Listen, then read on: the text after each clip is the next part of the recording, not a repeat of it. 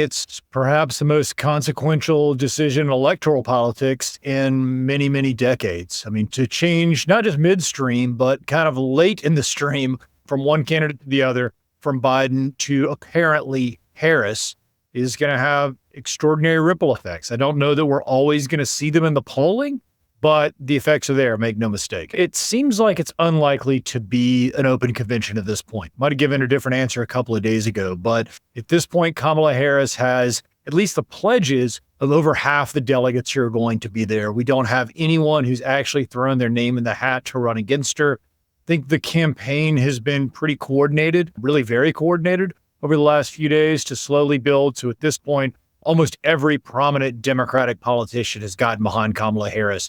I expect to see this be a unifying convention and one that probably benefits the Democratic Party, at least in the short run. I think the odds are pretty decent. I mean, he is in that top echelon, it looks like, of people that Kamala Harris is looking at.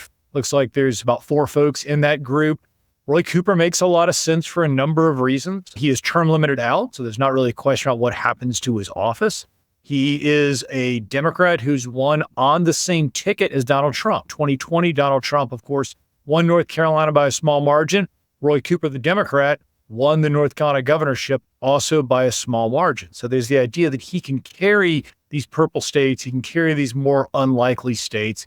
Also not the kind of person who draws a lot of ire. I'm not saying he's loved by the Republican Party, but he's certainly not hated the way that many Democrats are. And so he appears to have, at least on paper, a real puncher's chance here. Another one of the many things that's been fascinating this week is the sort of quick rise and then almost quick fall of J.D. Vance. I'm not saying that he won't be the vice presidential candidate. I think he will.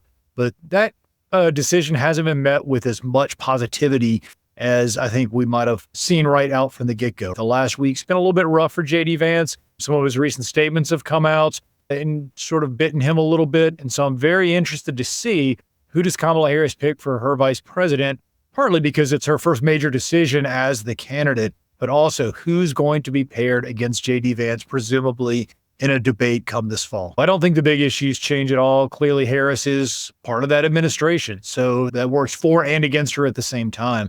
I think the change for the Trump campaign is that they had this strength versus weakness frame. It seemed to work for everything, right? They used it for the border. They used it when to talk about the economy. And they also clearly used it when they talked about Joe Biden himself as a, quote, weak candidate.